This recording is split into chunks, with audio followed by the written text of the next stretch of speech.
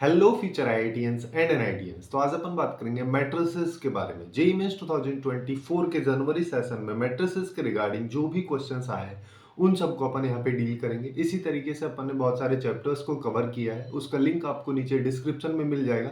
वहाँ पे एक प्लेलिस्ट है, आप लोग जाके बाकी चैप्टर्स को चेकआउट कर सकते हैं। तो अगर हम इसके क्वेश्चंस के बारे में बात करें, जैसे पहले क्वेश्चन अपने को यहाँ पे दे रखा है कि अपने पास ए एक मैट्रिक्स है, फिर बी जो है एक मैट्रिक्स दे रखा है जहां पे B1, B11 और B111 ये जो है कॉलम मैट्रिक्स है ना। जिसका मतलब ये अपन पास में जैसे इस तरीके से कॉलम मैट्रिक्स है, B11 जो है वो भी कुछ इसी तरीके से है, और उन सबका मल्टीप्लीकेशन ए मैट्रिक्स के साथ में अपने को दे रखा है। फिर अपन से बोला कि अगर हम अब बी मैट्रिक्स के एलिमेंट्स के बारे में बात करें तो उसका जो डिटर्मिनेंट की वैल्यू उसको अल्फा बोल दिया है, और उसके डायगोनल एलिमेंट्स का सम उसको बीटा बोल दिया है। तो यहाँ पे वैल्यू पूछा है, ये थोड़ा सा गलत लिखा है यहाँ पे 8 into alpha cube plus beta cube, इसकी वैल्यू पूछा है, ये अपने को बताना है। देखो इसको करने के लिए बस यहाँ पे कुछ नहीं है, थोड़ा सा घुमाया गया है। जैसे अगर मान लो मैं B1 की बात करूं तो B1 अल्टीमेटली मेरे पास इस तरीके के कॉलम मैट्रिक्स है जिसकी वैल्यूज मेरे को नहीं पता है ना। ऐसे ही B11 है। अब यहाँ पे अपने को करना क्या, जैसे जैसे ये बोलता जा रहा है वैसे करते हैं। जैसे कि यहाँ पे अपने को ए एक मैट्रिक्स दे रखा है, 0 0 2 हो गया, 1 0 0, और इसके साथ में B1 को अगर मैं मल्टीप्लाई करता हूं तो मेरे पास वैल्यू आती है 1 0 0। बस यहां से इसको सिंप्लीफाई करेंगे। देखो कैसे सिंप्लीफाई करेंगे, दोनों मैट्रिसेस को लेफ्ट साइड में मल्टीप्लाई कर देते हैं। तो यहाँ पे आया 2x प्लस जेड, नीचे आएगा केवल x, उसके बाद आएगा 3x plus 2y। This matrix is equal to 1 0 0। तो यहां से अपन सीधा सीधा एक्स वाई जेड की वैल्यूज निकाल सकते हैं। जिस यहाँ पे क्या आ जाएगा, अगर हम इसको कंपेयर करेंगे तो x की वैल्यू 0 आ जाएगी। x की वैल्यू अगर 0 आ गई तो पहली वाली को कंपेयर कर दो, तो यहां से x 0 तो z की वैल्यू 1 आ गई। सिमिलरली थर्ड वाले को कर दो तो यहां से y 0 आ जाएगा। तीनों वैल्यूज अपने पास में आ चुकी। इसी तरीके से बाकी दोनों सिनेरियोज, जैसे कि अगर मान लो जब अपने पास में यहाँ पे बी मैट्रिक्स होगा, देखो अब यहाँ पे हम और चालाकी क्या कर सकते हैं, जैसे कि कैलकुलेशन अपना इतना लेंदी ना जाए। B11 में क्या है, B11 जो है उसको अगर मान लो मैं लिखता हूं तो ये अल्फा बीटा गामा, अगर अपन इसको मान ले तो यहां पे डिफरेंस केवल क्या है, एक्स वाई जेड की जगह केवल अल्फा बीटा गामा आएगा और राइट साइड में ये वाली मैट्रिक्स आएगी। तो अपन डायरेक्टली इसको लिख सकते हैं, जैसे यहां पे क्या आ जाएगा 2 अल्फा प्लस गामा, यहां पे अल्फा आ जाएगा, यहां पे 3 alpha plus 2 beta. This matrix is equal to 2 0 1। तो यहां से अपन डायरेक्ट वैल्यूज निकाल सकते हैं, जैसे कि अल्फा की वैल्यू 0 आ गई। अल्फा की वैल्यू अगर 0 मेरे पास में आ जाती है तो गामा की वैल्यू 2 आ जाएगी पहली इक्वेशन से, और अगर गामा की वैल्यू 2 मेरे पास में आ गई तो बीटा की वैल्यू निकाल लो। थर्ड इक्वेशन से अल्फा 0 रख दो तो 2 बीटा इक्वल टू 1, यानी कि बीटा इक्वल टू हाफ। आगे इसी तरीके से अब लास्ट वाले के बारे में बात करते हैं। लास्ट वाले के लिए भी सेम सिनेरियो होगा, है ना। इसके लिए अपन क्या करते हैं, इसको मान लेते हैं P Q और R, कुछ भी मान लो, क्या फर्क पड़ रहा है। तो यहां पे अब मेरे पास में क्या चीजें इक्वल होगी, जैसे यहां पे आ जाएगा 2p प्लस आर, पहले आएगा 2p प्लस आर, उसके बाद अपने पास में आएगा p, लास्ट वाले में आ जाएगा 3p plus 2q, 3p plus 2q। ये किसके इक्वल है, ये है 3 2 1, इसके इक्वल। यहां से वैल्यूज निकाल लो, जैसे यहां से p की वैल्यू 2 आ गई।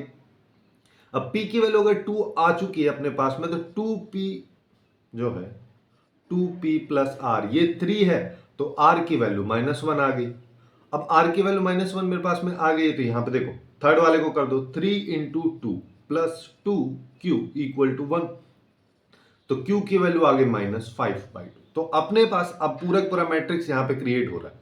जैसे कि अगर मान लो मैं यहां पे लिख दे रहा हूं b, अपन एक मैट्रिक्स लिखते हैं जिसमें B11 जो है उसके एलिमेंट्स क्या क्या है, 0 0 1, तो ये आ जाएगा 0 0 1। सिमिलरली यहां पे B11 के क्या क्या है, अल्फा बीटा गामा 0 हाफ 2, तो यहां पे आ जाएगा 0 हाफ और 2।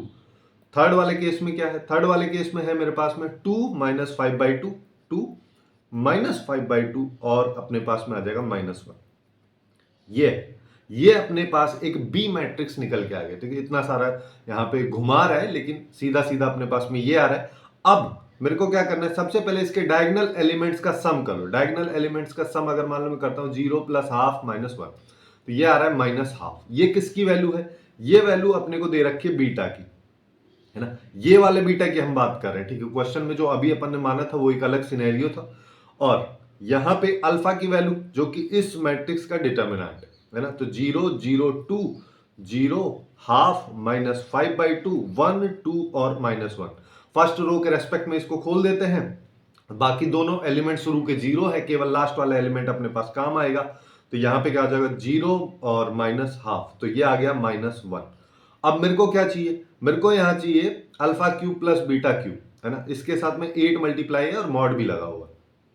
तो अल्फा क्यूब अगर मान लो मैं करूंगा तो -1 का क्यूब क्या हो जाएगा -1। सिमिलरली -हाफ यानी कि बीटा, इसका क्यूब करेंगे तो -1/2, सॉरी -1/2 का क्यूब जो कि -1/8 आ जाएगा। तो अपने पास आ रहा है -9/8।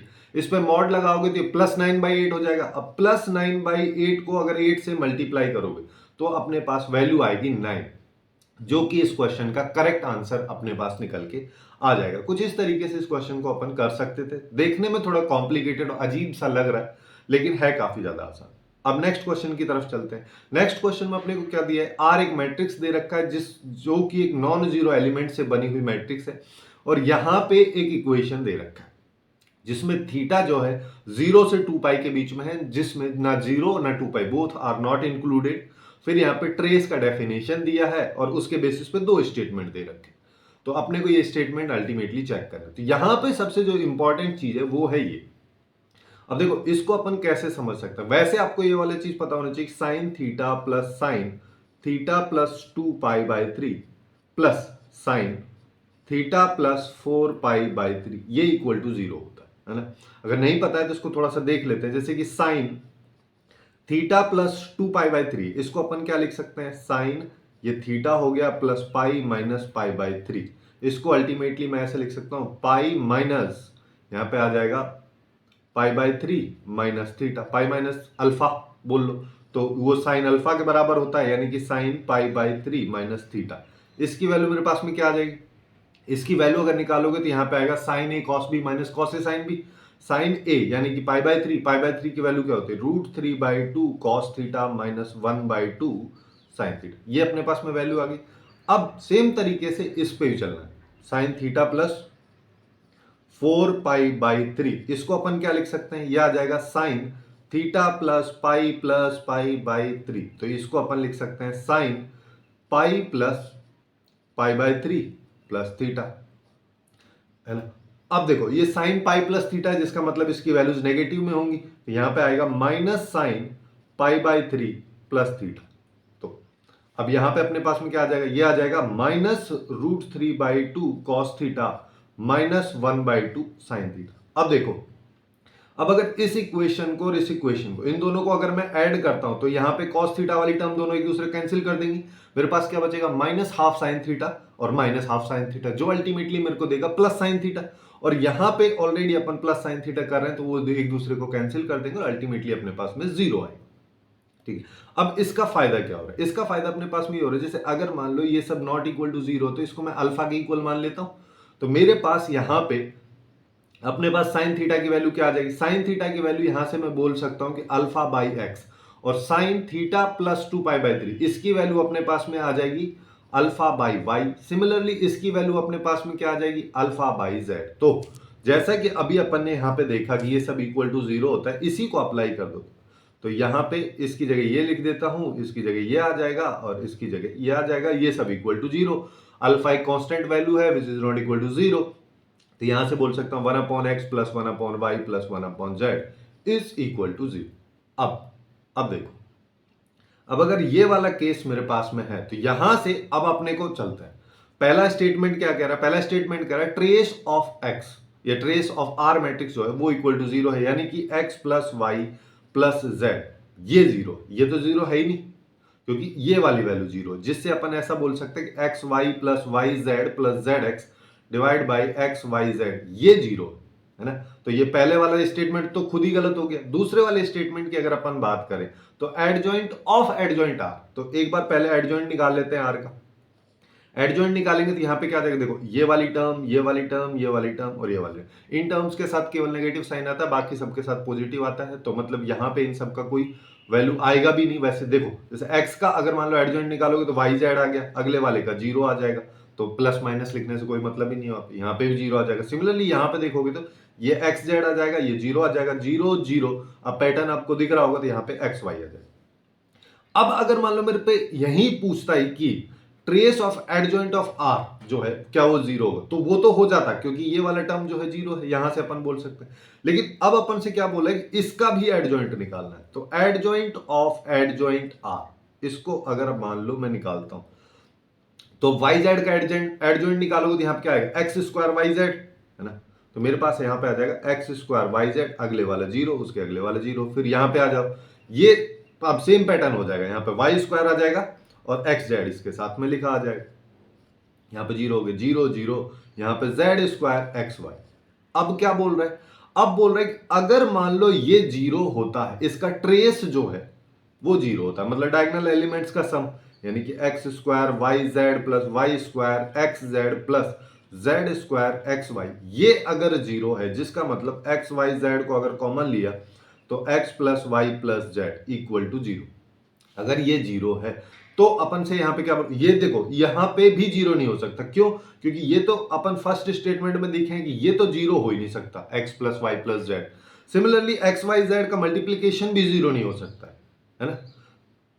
तो अपन यहां पे बोल सकते, लेकिन अगर मान लो ये बोलता है कि जीरो होगा, तो वो कब हो सकता है, वो केवल तब होगा जब ये जीरो हो। अब इसमें कोई जरूरी नहीं कि एग्जैक्टली अपने पास में एक ऐसा सिनेरियो बनेगा जहां पे देखो x भी जीरो हो सकता है, यहाँ पे y भी जीरो हो सकता है, z भी, कोई सा भी चीज जीरो हो सकता है। तो यहाँ पे बोला exactly one non zero entry होनी चाहिए, कोई जरूरी नहीं है, तीनों भी जीरो हो सकते हैं ना।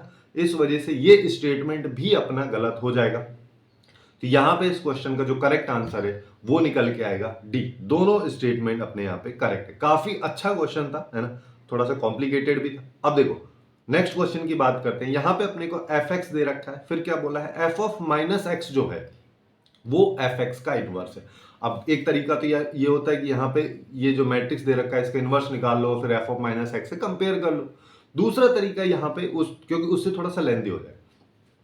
अब दूसरा तरीका अपने पास में क्या हो सकता है, जैसे अगर मान लो मैं कोई भी इसको एक ए मैट्रिक्स बोल देता हूं, अगर ये ए मैट्रिक्स है और इसको इसके इनवर्स से अगर मैं मल्टीप्लाई करता हूं तो मेरे पास में एक आइडेंटिटी मैट्रिक्स क्रिएट होना चाहिए। बस इसी कंसेप्ट को लगा दो, जैसे कि अपने पास में एक मैट्रिक्स ये दे रखा है cos x minus sine x zero, यहां पे साइन एक्स हो जाएगा, यहां पे कॉस एक्स, यहां पे जीरो जीरो जीरो वन। अब एफ ऑफ माइनस एक्स, तो कॉस ऑफ माइनस एक्स क्या होगा, cos x, sine of minus x minus sine x, लेकिन इसके आगे ऑलरेडी माइनस है तो ये प्लस हो जाएगा, यहां पे जीरो आ जाएगा, यहां पे माइनस आ जाएगा, यहां पे फिर से प्लस होगा, जीरो और जीरो जीरो वन, इन दोनों को मल्टीप्लाई कर लो। मल्टीप्लाई करेंगे तो देखो यहां पे इसको इससे अपन मल्टीप्लाई करेंगे तो यहां पे क्या आएगा, कॉस स्क्वायर एक्स प्लस, देखो माइनस माइनस प्लस हो जाएगा तो यहां पे आएगा cos square x plus sine square x. अगले वाली टर्म में देखोगे तो वहां पे आएगा cos x into sine x minus sine x into cos x, और उसके अगले वाला तो जीरो ही, तो ये तो जीरो हो जाएगा, एक दूसरे को कैंसिल कर देंगे। सिमिलरली लास्ट वाले के साथ में मल्टीप्लाई करोगे तो सब जीरो हो रहा है। अब यहां पे आ जाओ, सेकंड रो से मल्टीप्लाई करते हैं तो ये क्या हो जाएगा, sine x into cos x और cos x into sine x, लेकिन ये माइनस साइन के साथ में तो एक दूसरे को कैंसिल कर देंगे, और अगले वाला तो जीरो है ही, है ना, तो यहाँ पे जीरो आ जाएगा। अब सेकंड कॉलम से करते हैं तो यहाँ पे क्या हो जाएगा, sine x into sine x sine square x, cos x into cos x cos square x. तो अब आपको यहाँ पे पैटर्न भी दिख रहा होगा, अगले वाला जीरो हो जाएगा, सिमिलरली जीरो जीरो यहाँ पे आ जाएगा cos square x plus sine square x. Cos square x plus sine square x की वैल्यू वन होती है, one zero zero zero one zero zero zero one, ये एक आइडेंटिटी मैट्रिक्स हो गया। तो मतलब पहला स्टेटमेंट अपना सही है। अब दूसरे स्टेटमेंट पे चलते हैं। दूसरा स्टेटमेंट क्या कह रहा है कि f x into f y अगर मैं करता हूं तो मेरे पास में f of x plus y निकल के आता है। F of x plus y मतलब यहां पे कॉस एक्स प्लस वाई होना चाहिए, यहां पे साइन एक्स प्लस वाई होना चाहिए, यहां पे भी सेम सिनेरियो होना चाहिए। अब देखो यहां पे भी मल्टीप्लाई करना है और कुछ नहीं करना, जैसे यहां पे कॉस एक्स हो गया, यहां पे साइन एक्स हो गया, zero minus sine x cos x zero zero zero one. अब यहां पे आ जाओ, यहां पे x की जगह y डाल दो तो ये साइन y हो गया, जीरो हो गया, minus sine y cos y zero zero zero one. अब मल्टीप्लाई कर देते हैं तो यहां पे क्या आएगा, cos x cos y, है ना, cos x cos y, और ये माइनस है यहां पे तो यहां पे माइनस आ जाएगा, minus sine x sine y, ये आ गया। अब आगे चलते हैं, यहां पे देखो, यहां पे क्या आएगा, minus cos x sine y minus sine x cos y, उसके बाद अगला वाला जीरो हो जाएगा। सेम यहां पे देखोगे तो यहां पे क्या आएगा, साइन एक्स कॉस वाई, और ये प्लस में हो जाएगा कॉस एक्स साइन वाई, और यहां पे क्या आएगा, यहां पे अगर अपन देखेंगे तो यहां पे आएगा minus sine x sine y minus sine x sine y plus cos x cos y, अगले वाला जीरो, ये जीरो हो जाएगा, और हाँ ये भी जीरो हो जाएगा, ये वन हो जाएगा, ये अपने पास में निकल के आ रहा है। अब इसको देखो, cos x cos y minus sine x sine y क्या होता है, cos of x plus y, है ना। यहां से अगर मैं माइनस कॉमन ले लेता हूं, मेरे पास क्या है, cos x sine y plus sine x cos y, यानी कि साइन एक्स प्लस वाई का है तो माइनस साइन के साथ साइन एक्स प्लस वाई का, ये जीरो हो गया। यहां पे साइन एक्स प्लस वाई है, अब दिख गया होगा सीधा, यहां पे अपने पास में कॉस एक्स प्लस वाई है, और ये जीरो जीरो जीरो वन, तो आ गया ना। इसको अपन बोल सकते हैं ना, f of x plus y का फॉर्मेट लिखा हुआ है, जिसका मतलब सेकंड स्टेटमेंट भी अपना करेक्ट है। तो यहां पे इस क्वेश्चन का करेक्ट आंसर ए हो जाएगा, जिसमें कि दोनों ऑप्शंस अपने करेक्ट निकल के आ रहे हैं। अब नेक्स्ट क्वेश्चन की तरफ चलते हैं। नेक्स्ट क्वेश्चन में अपने को क्या बोला है, ए अपने पास में 2x2 का रियल मैट्रिक्स है, ठीक है, और यहां पे क्या बोला है कि ये अपने को एक इक्वेशन दे रखी है। अब देखो, इसको कुछ भी मान लो, ए बी सी डी मैंने मान लिया, माइनस एक्स के साथ में एक आइडेंटिटी मैट्रिक्स हो गया, इस पूरे का determinant is equal to zero. तो यहां से अपने पास में क्या आ रहा है, यहां से आ जाएगा मेरे पास ए माइनस एक्स, और यहां पे सी हो गया, यहां पे बी हो जाएगा, और यहां पे आ जाएगा डी माइनस एक्स, इसका जीरो। यहां से क्या आ रहा है, ए माइनस एक्स इंटू, यह आ जाएगा D minus x minus B C equal to zero. इसको सिंप्लीफाई कर लो तो क्या आएगा, x square plus A D minus A plus D into x minus B C equal to zero, ठीक है। अब क्या बोला है, अब अपन से बोला है कि यहाँ पे इसके जो ये इक्वेशन है, इसके दो रूट्स हैं, एक -1 है एक 3 है, तो सम ऑफ रूट्स देख लो, सम ऑफ रूट्स क्या आ जाएगा, a प्लस डी, वो कितना है, माइनस बी बाई ए होता है, और यहाँ पे भी ऑलरेडी माइनस साइन है, तो यहाँ पे अपने पास दोनों सम करेंगे तो यहाँ पे 2 आएगा, तो ये 2 के बराबर आ गया। दूसरा अपने पास A D minus B C, इसकी वैल्यू कितनी आ रही है, दोनों का मल्टीप्लीकेशन, जो कि -3 के बराबर आ रहा है, ये अपने पास में आ गया। मेरे को अल्टीमेटली चाहिए क्या, मेरे को यहाँ पे देखो ए स्क्वायर मैट्रिक्स के डायगोनल एलिमेंट्स, अब ए स्क्वायर कर दो पहले। ए स्क्वायर अगर मान लो मैं यहां पे करता हूं तो मेरे पास देखो ए बी सी डी है, इसको ए बी सी डी से मल्टीप्लाई कर दो, तो यहां पे क्या आएगा, केवल डायगोनल एलिमेंट अपन निकालेंगे, बाकी फालतू में कोई लेना देना नहीं। तो यहां पे आ जाएगा ए स्क्वायर प्लस बी सी, और लास्ट वाले को निकालेंगे तो यहां पे आ जाएगा B C plus D square, ये आएगा। तो मतलब अल्टीमेटली मेरे को वैल्यू चाहिए A square plus B square plus twice B C, इसकी वैल्यू चाहिए। अब देखो मेरे पास है क्या, मेरे को यहां पे दे रखा है A plus D equal to 2, और A D minus B C, यहां पे A D minus B C equal to -3। अब देखो अपन क्या करते हैं, यहां पे इसको होल स्क्वायर कर देते हैं, है ना। इसका अगर मान लो मैं होल स्क्वायर करूंगा तो यहां पे आएगा A square plus D square plus 2ad equal to 4, ठीक है। अब और इसको 2 से मल्टीप्लाई कर दो, है ना, इसको 2 से मल्टीप्लाई किया तो यहां पे क्या है, 2ad minus 2bc equal to -6, ठीक है। अब क्या करता हूं मैं, माइनस कर देता हूं, है ना। माइनस अगर मान लो मैं किया तो एडी से एडी कैंसिल हो गया, लेफ्ट में क्या बच रहा है, A square plus D square plus twice B C, ये आ गया। यही मेरे को निकालना था, जिसकी वैल्यू आ रही है 4 प्लस 6 यानी कि 10, जो कि इस क्वेश्चन का करेक्ट आंसर अपने पास में निकल के आ जाएगा। अब नेक्स्ट क्वेश्चन की तरफ चलते हैं। नेक्स्ट क्वेश्चन में अपने को यहाँ पे ए एक मैट्रिक्स दे रखा है, फिर बोला है ये वैल्यू है ना, जहां पे अल्फा और बीटा जो है बोथ आर इंटीजर्स, तो अल्फा की वैल्यू क्या हो सकती है, 4 ऑप्शन दिए गए इनमें से। तो यहां पे देखो अगर ऐसा है तो मैं 2a को अगर कुछ भी बोल देता हूं, अल्फा एक मैट्रिक्स बोल देता हूं, तो अल्फा मैट्रिक्स के डिटर्मिनेंट का क्यूब इक्वल टू 2 की पावर 21, इसको मैं ऐसे लिख सकता हूं 2 की पावर 7, इसके बराबर हो जाएगा। अब देखो अपने को क्या पता है, कोई भी एक कांस्टेंट अगर किसी डिटर्मिनेंट के अंदर मैट्रिक्स के साथ मल्टीप्लाई में और डिटर्मिनेंट अगर ले रहे हैं, बाहर निकालोगे तो k की पावर n आ जाएगी।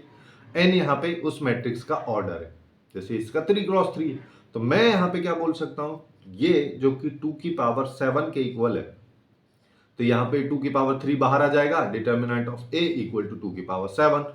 तो यहां से क्या आया, determinant of a equal to 2 की पावर 4 बचेगा जो कि 16 होता है।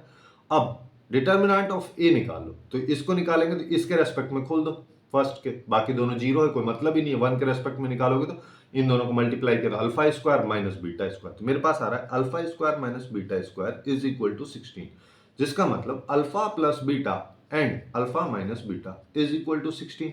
यहां से अपन क्या कंक्लूड कर सकते हैं, अल्फा जो है उसको बीटा से बड़ा होना पड़ेगा। क्यों? क्योंकि अगर अल्फा बीटा से छोटा हो जाएगा तो ये वाली वैल्यू नेगेटिव हो जाएगी, और राइट साइड में तो अपने पास पॉजिटिव आउटपुट है, तो कभी पॉसिबल ही नहीं होगा।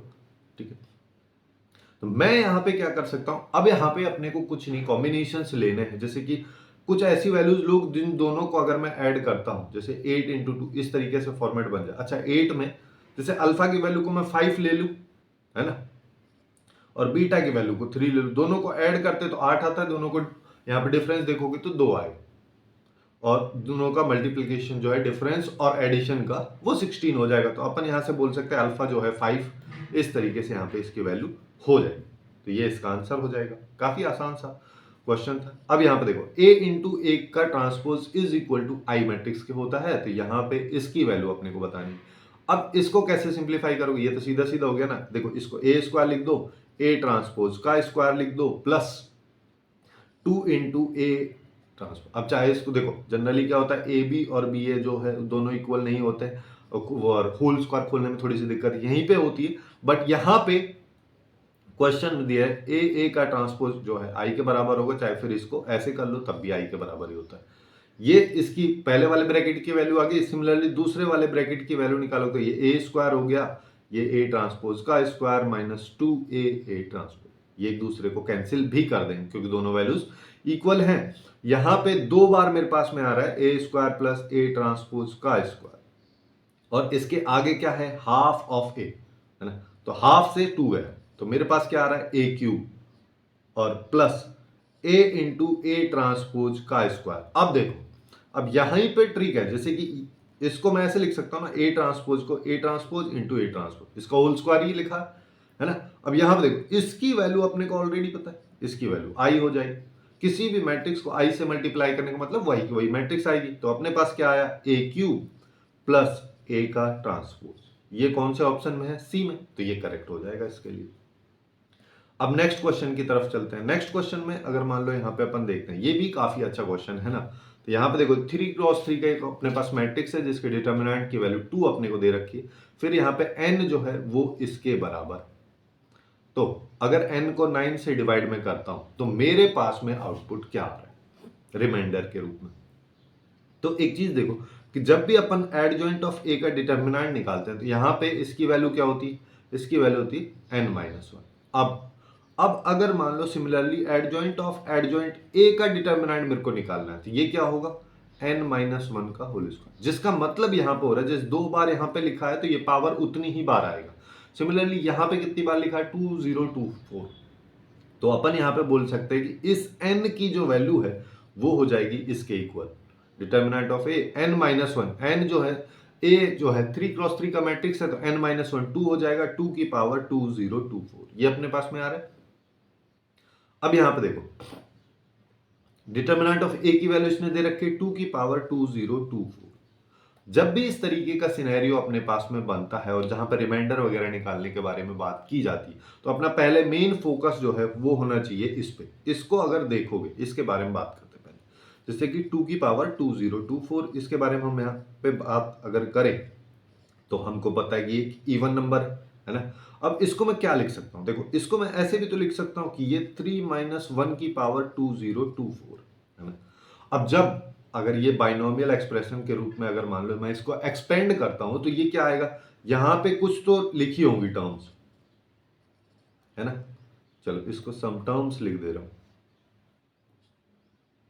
यहां पे आ जाएगा सम टर्म्स, जिसमें हर बार 3 का मल्टीप्लीकेशन हो रहा होगा, और लास्ट वाली टर्म में क्या होगा, 3 की पावर 0 इंटू -1 की पावर 2024, है ना। -1 की पावर जो है इवन नंबर है, जिसका मतलब ये पॉजिटिव आउटपुट देगा, तो इसको डायरेक्टली अपन 1 लिख दे रहे हैं, है ना। और मैं यहाँ पे देखो अब क्या बोल सकता हूं कि ये जो पूरी की पूरी वैल्यू है 2 की पावर 204, इसको अपन ऐसे लिख सकते हैं, और इस पूरी पूरी टर्म्स को अगर मैं अल्फा बोल दूं तो मैं यहाँ पे इसको 3 अल्फा प्लस 1 के फॉर्मेट में लिख सकता हूं। अब इसका फायदा देखना अभी आगे क्या होगा। यहाँ पे बस एक चीज याद रखना कि अल्फा जो है अब एक ऑड नंबर होगा। क्यों? क्योंकि पूरा का पूरा एक इवन नंबर है, इवन नंबर में यहाँ पे +1 वाला सीन भी चल रहा है, तो अल्फा जो है एक ऑड नंबर अपने पास में होना चाहिए। तो अब अपने पास सिनेरियो क्या आ रहा है कि 2 की पावर जो है वो 3 अल्फा प्लस 1 है। इसको अपन क्या लिख सकते हैं? 2 की पावर 3 अल्फा इंटू 2। इसको क्या लिख सकते हैं? 2 को बाहर रहने दो, 2 की पावर 3 अल्फा को ऐसे लिख दो, है ना। इससे क्या होगा कि यहां पे देखो 2 तो है ही, यहां पे 8 आ गया, 8 की पावर अल्फा, ठीक है 2। 8 को अपन 9 से डिविजिबिलिटी अपने को देखनी है, रिमाइंडर वगैरह, तो यहां पे इसको ऐसे लिख सकता हूं। तो यहां पे आएगा, अब जब भी अपन ऐसे रिमाइंडर निकालते हैं तो जो कंप्लीटली डिविजिबल है उसको हटा देंगे, यहां पे क्या आएगा -1 की पावर अल्फा। अब अल्फा के बारे में मेरे को क्या पता है? अल्फा एक ऑड नंबर है, ऑड नंबर तो -1 की पावर ऑड नंबर करोगे तो ऑब्वियस सी बात है ये अपने को नेगेटिव आउटपुट देगा। तो यहां पे बच रहा है -2, ये बच रहा है रिमाइंडर। अब जब रिमाइंडर नेगेटिव में आता है तो अपन क्या करते हैं, जिससे डिवाइड कर रहे हैं उसी को इसमें ऐड कर दो, तो -2 प्लस 9, तो अपने पास आया 7, जो कि एक्चुअल में इसका रिमाइंडर होगा, और यही इसका आंसर अपने पास में हो जाएगा। अब नेक्स्ट एंड लास्ट क्वेश्चन के बारे में बात करते हैं सेगमेंट का। जैसे ए यहाँ पे मैट्रिक्स दे रखा है, बी अपने को यहाँ पे दे रखा है, सी के बारे में इंफॉर्मेशन है, एक्स अगर ये है तो इसके डिटर्मिनेंट की वैल्यू बतानी। सबसे आसान तरीका यहाँ पे रहेगा कि पहले मैं सी मैट्रिक्स निकाल लेता हूँ। जैसे ए मैट्रिक्स को पहले बी मैट्रिक्स से मल्टीप्लाई कर दो तो क्या आ जाएगा, इस रो को इस कॉलम से कर देंगे तो अपने पास में यहाँ पे वैल्यूज आएंगी √2 प्लस 1। अगले वाले से करेंगे तो फर्स्ट रो को फर्स्ट सेकंड कॉलम से, तो यहाँ पे क्या आ जाएगा, ये तो 0 हो जाएगा, ये 1 आ जाएगा। सिमिलरली यहाँ पे देखोगे तो ये क्या आएगा, -1 प्लस √2, और यहाँ पे आ जाएगा √2, ये आ गया। इसको मल्टीप्लाई करना है ए मैट्रिक्स के ट्रांसपोज से, तो यहाँ पे √2 आ जाएगा, यहाँ पे 1 आ जाएगा, ये -1 यहाँ पे ले लो, और ये अब इसको सिंप्लीफाई कर लो, तो यहाँ पे इसको सिंप्लीफाई करेंगे तो क्या आएगा, ये आ गया 2 प्लस √2, और यहाँ पे आ जाएगा +1।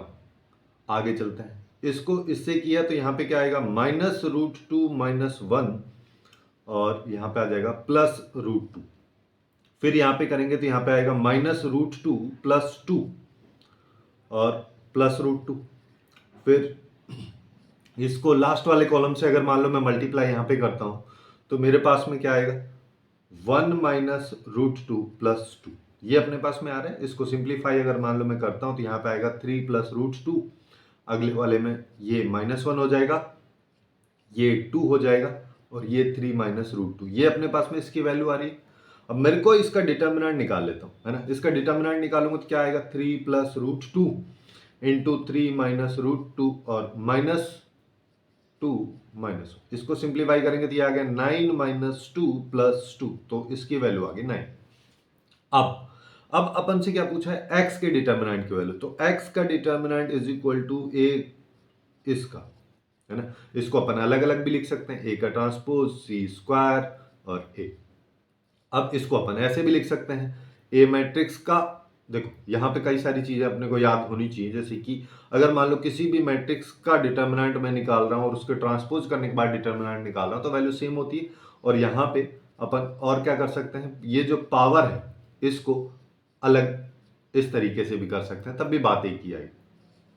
तो यहाँ पे देखो, इसको सिंप्लीफाई करना है, इसको सिंप्लीफाई करना है। ए मैट्रिक्स का अपने को यहाँ पे डिटर्मिनेंट पता होना चाहिए। इसका डिटर्मिनेंट अगर मान लो मैं निकालना चाहता हूँ तो मेरे पास में क्या आएगा, √2 इंटू √2 कितना हो गया 2, और -1 इंटू +1, तो ये हो गया 3।